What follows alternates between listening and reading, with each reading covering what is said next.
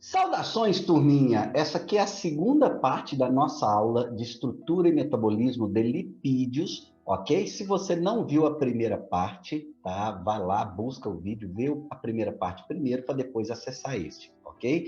Sejam todos bem-vindos, estudantes, internautas. Aproveita e faz a inscrição no nosso canal.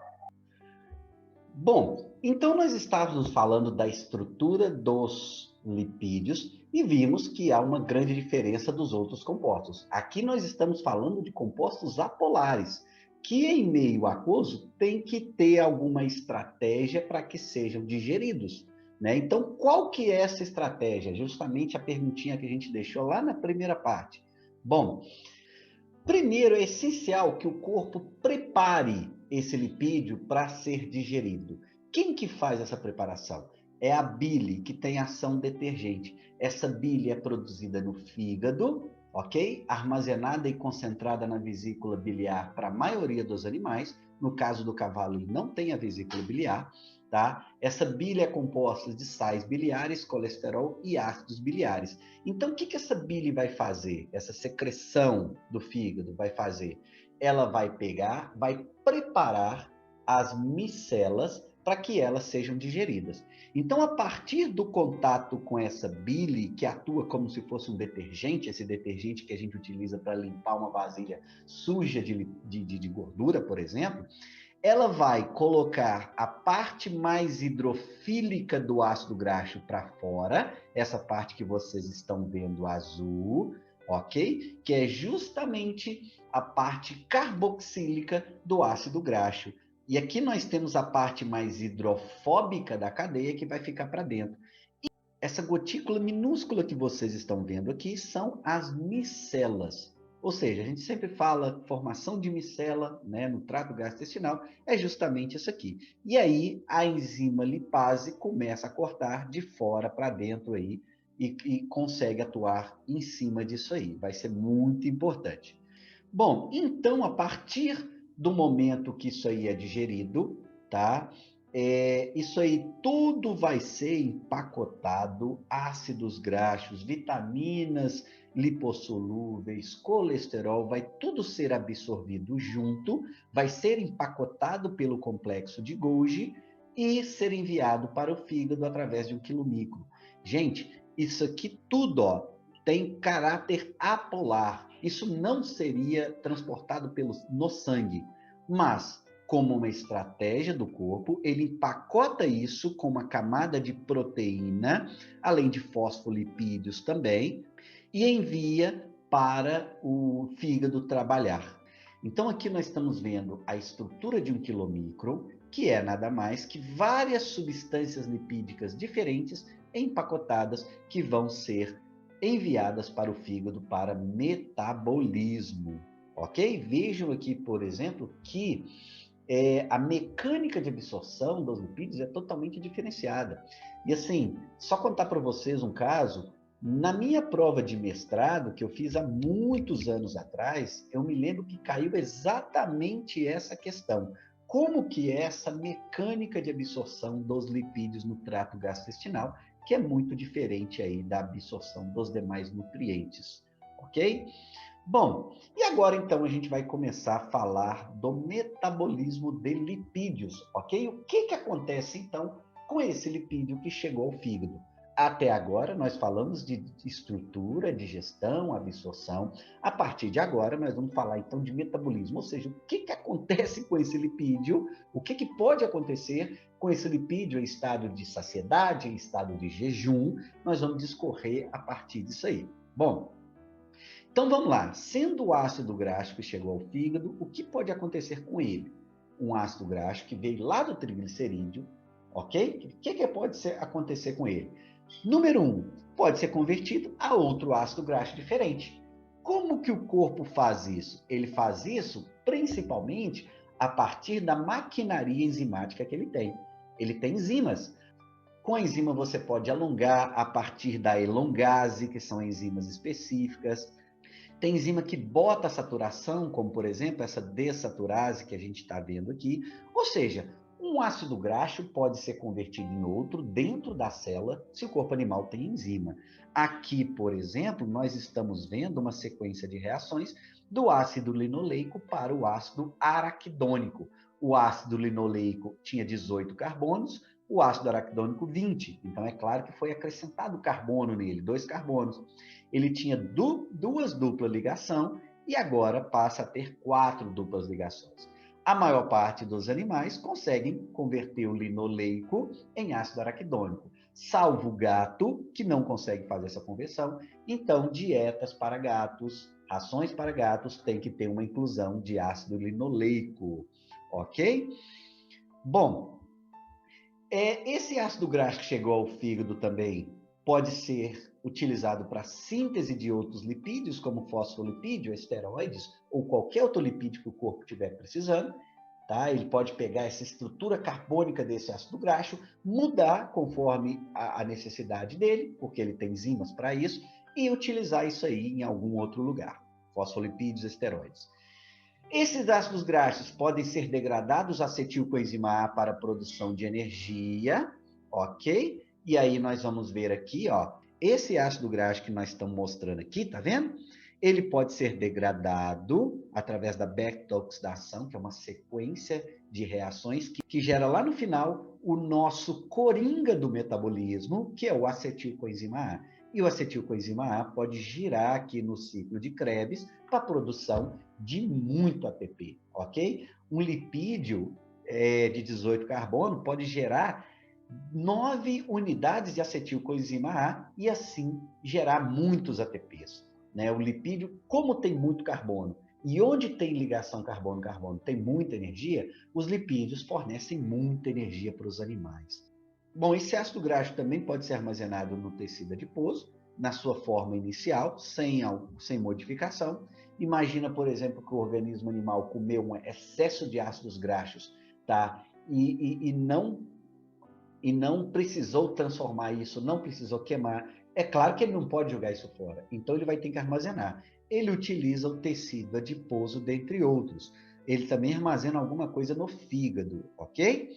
Bom, utilizados para a formação de produtos diversos, como, por exemplo, ovos, ainda pode ser utilizado para o leite. Aqui, por exemplo, uma galinha que ingeriu uma quantidade de lipídios, parte desses lipídios ela vai encaminhar para os ovos. Ela é muito eficiente para pegar o lipídio da dieta e encaminhar para os ovos, tá ok? Então, por exemplo, dietas para galinhas, o ovo, a gema do ovo vai refletir muito a composição da ração dela. Então, a gente tem que ter muito cuidado, porque dependendo se eu enriquecer esses produtos com algum tipo de óleo, ok? Algum tipo de produto, isso pode reverberar de maneira negativa lá na gema do ovo. Isso pode ser preocupante, a ponto da gema chegar a ter cheiro, por exemplo. Tá? E aquele lipídio, então, agora a nossa pergunta é o contrário. Nós falamos do lipídio que chega para o animal via dieta, o que pode acontecer com ele. Agora vamos pensar no estado de jejum, tá? O que pode acontecer com aquele lipídio armazenado, ok? Bom, a primeira coisa aqui, até mesmo desejável em termos de produção animal, ser utilizados para a formação de produtos como ovos. Ou seja, o animal pegar aquele lipídio do tecido adiposo, utilizar a sua cadeia carbônica, o próprio lipídio, de alguma maneira, para a formação dos seus produtos. Isso é muito interessante, tá? Segundo aqui, ser degradada a acetilcoenzima A e produzir energia no estado de jejum. No estado de jejum inicial, o corpo utiliza a maior parte da energia produzida a partir da queima do glicogênio que ele armazenou antes. Só que com o passar do tempo, com o avançar do jejum, ele vai aumentando a proporção, né, de energia vinda de lipídios. Então, esse ácido graxo pode gerar acetilcoenzima A e pode sim ser queimado no ciclo de Krebs, ok? Através desse processo aqui de beta-oxidação. Lá no final aqui, ó, dessa sequência de reações, a gente quer aprofundar em reações, isso é lá com a bioquímica, aqui é somente a bioquímica aplicada, o metabolismo aplicado, mas por essa sequência de reações, nós geramos acetilcoenzima A, que vai entrar no ciclo de Krebs, girar para formação de ATP, ok? Bom, agora tem uma estratégia muito interessante que o corpo animal utiliza em situações de jejum avançado, né? Quando o animal passa muito tempo sem ingerir alimento. Até mesmo em nós humanos, isso é muito comum, você acordar com um hálito mais de álcool, um hálito de cetona, sabe? Um hálito diferente. Por quê? Porque o seu organismo produziu grande parte de corpos cetônicos, tá? Para alimentar alguns tecidos periféricos. Bom, o que são esses corpos cetônicos? Esses corpos cetônicos são principalmente o acetoacetato, essa substância que vocês estão vendo, a própria acetona, ok? E também o beta-hidroxibutirato. Esses três compostos que têm carbono, e se tem carbono tem muita energia, ok? Vão ser formados a partir da acetilcoenzima A, e vão ser enviados pelo fígado para outros órgãos para fornecimento de energia. Então, essa é uma estratégia que o corpo utilizou para pegar o acetilcoenzima A, essas substâncias viajarem no sangue e chegarem, por exemplo, ao cérebro para provimento de energia em situações de jejum avançado, ok? O cérebro, por exemplo, adora glicose, tá? Eu acredito que cerca de 20% da glicose que a gente absorve, tá? O cérebro vai utilizar de alguma maneira. O nosso cérebro, ele adora devorar a glicose do nosso corpo. Mas em algumas situações, quando a glicose está muito baixa, ele não pode parar de funcionar. Ele utiliza alguns outros compostos, como por exemplo esses que eu estou apresentando para vocês em situações de jejum avançado. Bom, biossíntese de ácidos graxos. Como que os ácidos graxos são formados no organismo animal? Bom, o corpo, tendo a maquinaria enzimática necessária, né, ele faz ácidos graxos a partir aí do acetilcoenzima A. Então, ele pega o acetilcoenzima A, reage com o malonil-CoA e forma o palmitato, ok? Que vai ser a base para vários ácidos graxos. A partir do palmitato, ele vai pegar, tá, e vai acrescentar mais ácidos graxos, dupla ligações através das enzimas, formando aí vários outros ácidos graxos. Os ácidos graxos formados, então, se unem ao glicerol, ou seja, o corpo pega 3 ácidos graxos que ele forma, ok? A partir do palmitato, ele vai construindo os demais ácidos graxos e pega um glicerol, que é um carboidrato. Esse glicerol, tá? Ele vem de carboidratos da dieta. Então, na nutrição humana, existe uma forma de você bloquear a formação desse triglicerídeo. O corpo vai conseguir formar os 3 ácidos graxos, porém, ele precisa que o glicerol venha da alimentação, através dos carboidratos. Essa é a base daquela dieta sem carboidratos, a dieta baseada principalmente em proteína e lipídio.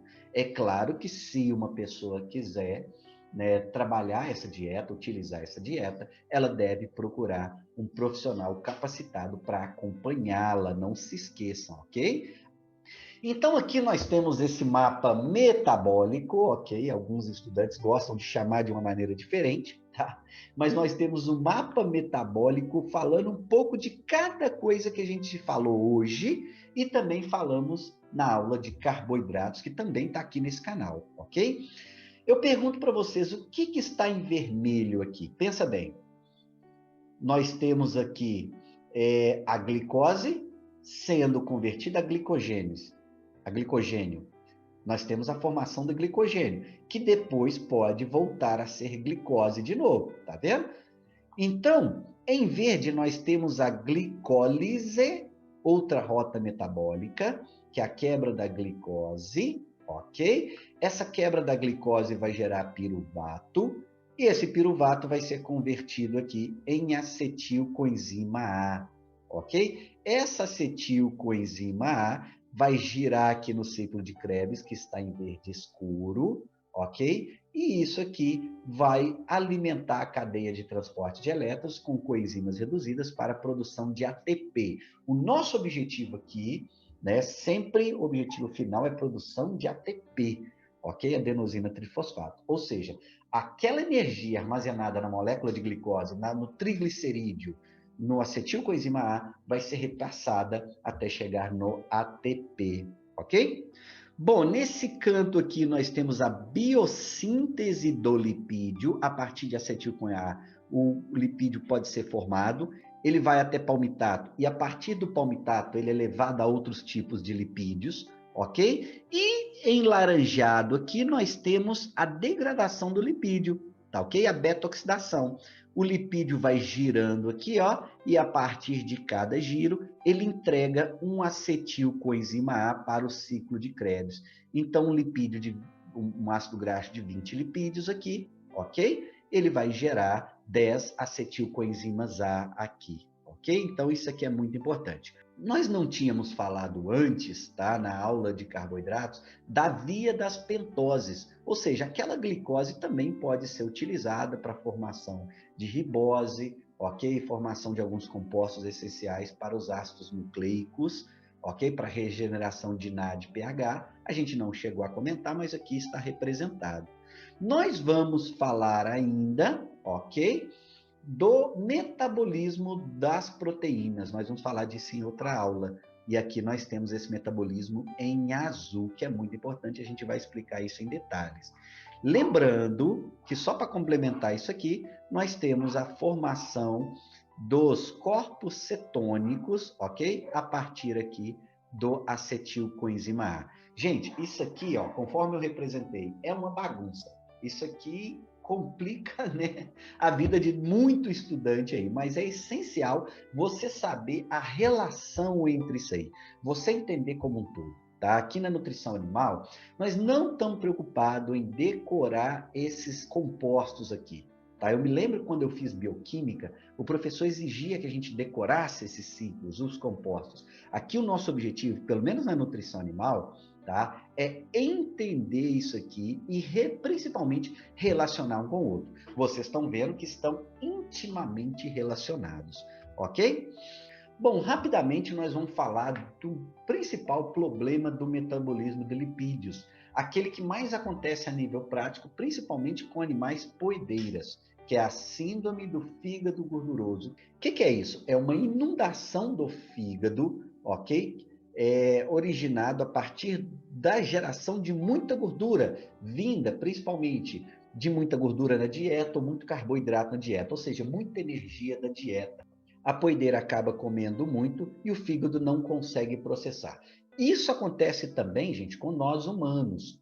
Isso é muito comum para pessoas que têm hábito sedentário ou que comem muito mal, ok? Terem fígado gorduroso. E isso, através de uma ultrassonografia, o médico, né, pode perceber e te orientar.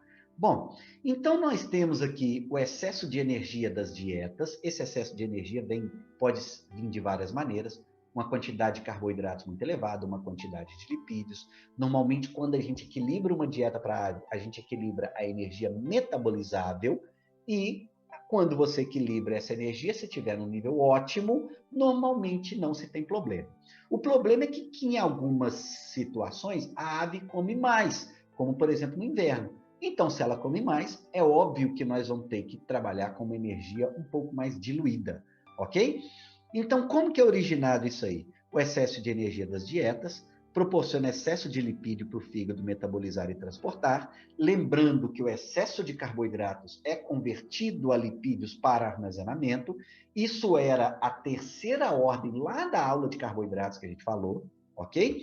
Isso causa hemorragia e transporte deficiente de lipídios pela ave, o que reflete na queda de produção, ok? É justamente o que a gente não quer dentro aí de um olhar mais zootécnico, que haja queda de produção. Como que eu vou contornar isso? Bom, como é que eu vou prevenir? Normalmente a gente trabalha com energia para aves aí em torno de 2.750, 2.800 de energia metabolizada. Isso depende muito do consumo da ave e depende, é claro, da linhagem da galinha poedeira que nós estamos falando. Mas eu posso adotar a estratégia de 2.700 quilocalorias por quilo no inverno, porque essa ave vai comer mais, então tem que comer uma ração com menos energia, e 2.900 quilocal por quilo no verão, porque essa ave come menos. Aqui na disciplina, a gente vai falar muito ainda sobre dietas de verão e inverno, e isso provavelmente vai ficar mais claro para vocês, ok? Bom, outras informações fundamentais dos lipídios. Hoje, a série ômega 3 são muito estudados aí pela medicina, pela nutrição humana, ok? Hoje a população enxerga isso de maneira muito positiva e nós da nutrição animal podemos enriquecer os nossos produtos a partir da inclusão desses ômega 3, ômega 6 na dieta. E assim a gente agrega valor aos produtos que nós estamos vendendo, né? Quanto vale? A pergunta que eu vou fazer para vocês daqui a pouco, quando mostrar os ovos enriquecidos. Quanto vale uma dúzia desse ovo, tá? Tem efeitos benéficos, são base para a formação de outros poliinsaturados pelo corpo animal, e a relação ômega 6 ômega 3 é fundamental que esteja em 5:1 para a alimentação humana, ok? Se fala muito pouco nessa relação, tá ok? Se fala muito de ômega 3, ômega 6, mas da relação 5:1 a gente acaba falando muito pouco aí, essa relação ideal. Hoje se percebe que a população come muito ômega 6 e pouco ômega 3, ou seja, essa relação hoje tende a estar acima de 5:1. Então é essencial que a população procure alimentos ômega 3 e que a gente enriqueça os produtos animais com alimentos ricos em ômega 3 principalmente, né? Bom, eu posso enriquecer então meus produtos com ácidos graxos ômega 3? Sim, principalmente se você vende ovos, por exemplo. Aqui um experimento que fizeram, tá, lá no Itaú, em Campinas, onde verificaram que o ovo enriquecido, tá, tinha aí quase 6 vezes mais ômega 3, que é o nosso ácido graxo, é interessante, né? Quando comparado, tá, com o ovo normal. Então, aqui venderam um ovo enriquecido a partir do enriquecimento da ração da galinha, ok? Ou seja, a galinha é um animal muito eficiente para pegar o ácido graxo que ela está recebendo e disponibilizar na gema do ovo, ok? Bom, aqui já se fala hoje, né, de designer eggs, ou seja, um ovo que foi muito bem pensado, muito bem elaborado, considerando o sistema de produção animal, o sistema de alimentação animal, e que ele é rico, por exemplo, em ácidos graxos ômega 3 e ômega 6. Nós estamos, quando a gente faz isso, a gente está agregando valor ao produto. O ovo, ele já é um alimento muito barato. Eu costumo brincar, né, que o ovo é de graça, de tão barato que ele é, considerando a sua característica nutricional, que para mim é excelente. Aqui na minha casa a gente come muito ovo, porque eu sei da qualidade nutricional que é no ovo, né? Então, hoje já existe ovos com mais valor agregado, principalmente a partir do enriquecimento da alimentação desses animais, ok? A pergunta que eu faço para vocês, quanto não vale um ovo rico em vitamina E, que tem ação antioxidante, que é muito bem vista hoje pela sociedade, né? Rico em ômega 3, que é um ácido graxo poliinsaturado, muito importante, ok? Para nossa alimentação, para a saúde, para a redução de doenças cardiovasculares. E ainda eu vou acrescentar para vocês, ovos orgânicos caipira, e aqui nós temos a certificação de bem-estar animal, que hoje, ao lado da segurança alimentar, ao lado do meio ambiente, é uma das preocupações da sociedade, bem-estar animal. Quanto que não vale uma dúzia de ovos dessa? Então, meus amigos, quando nós estamos falando de nutrição animal, falando na formação de nutricionistas de animais, nós não estamos preocupados somente com a questão nutricional, com a questão de formulação de uma dieta adequada. Não, nós temos que pensar também em maneiras de agregar valor nos nossos produtos e assim, além de oferecer um produto de melhor qualidade para a população, buscar atingir nichos de mercados que antes a gente não atingia, nichos de mercados com maior capacidade para pagar e te remunerar melhor. Ok? Nós temos que ter produtos de boa qualidade para todos os segmentos. Ok? E aqui nós estamos mostrando um exemplo clássico de agregação de valor a partir de várias ideias. ok? A ideia nutricional, o sistema de produção, bem como o bem-estar animal. E isso eu acredito como sendo a nutrição do futuro, ok? Então isso é muito importante. Bom, benefícios da inclusão de fontes lipídicas da dieta de não ruminantes. Nós queremos responder a seguinte pergunta: quando nós incluímos uma fonte lipídica de boa qualidade em níveis ótimos para animais não ruminantes, quais os benefícios que a gente considera? E aí nós estamos falando em níveis de 2 a 3%, tá? Para a maioria dos animais, a gente vai observar esses vários benefícios aqui, tá? É claro que é o seguinte, quando você está formulando a ração, o programa dificilmente vai colocar a fonte lipídica porque ela costuma ser mais cara. Ela tem mais energia, mas a gente não pode esquecer que ela não tem proteína, ela não tem minerais, ok? Ela acaba saindo mais cara para o programa. E é claro que o programa de formulação considera uma ração de custo mínimo, ele não vai querer colocar, a não ser que ele precise subir a energia da ração. Aí ele tem que colocar. Então, muitas vezes, nós temos que forçar a inclusão de lipídios. A ração vai ficar um pouco mais cara que a ração de custo mínimo, porém a qualidade nutricional dela vai dar um up, vai lá em cima, né? Então, quais os benefícios da inclusão de lipídio? Reduzem a poeira da fábrica de ração. Fábrica de ração é um ambiente de muita poeira, ok? Favorecem a lubrificação dos equipamentos que vão ter contato com essa ração, como o próprio misturador. Eles favorecem também o processo de pelletização, que é a passagem, por exemplo, da ração por um furo, por um crivo, por uma matriz, para pelletizar a dieta. Essa dieta pelletizada também é chamada de dieta granulada, ok? Melhora a palatabilidade da ração, ok? A ração ela fica mais palatável, mais saborosa para o animal. A gente sabe que o lipídio dá sabor aos alimentos, ok? Carne, por exemplo, é muito importante que ela tenha a famosa gordura de marmoreio.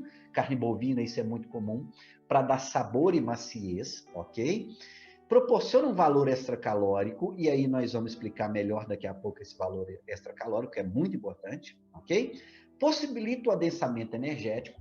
Normalmente, a cada 1% de lipídios que eu coloco na ração, eu consigo aumentar em 50 quilocalorias a energia metabolizável dessa ração. Isso é muito importante, tá? Eu quero fazer uma ração para gatos, por exemplo, de 4.000 quilocalorias de energia metabolizável. Eu vou incluir uma grande quantidade de lipídios, ok? Favorece o fornecimento de ácidos graxos essenciais, como, por exemplo, o ácido linoleico, que a gente tanto falou, ok?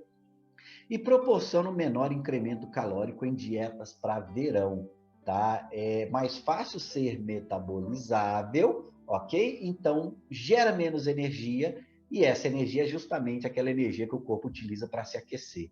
Então, em situações de verão, onde o animal já está com estresse calórico, uma inclusão adequada de lipídios pode ser muito interessante, ok?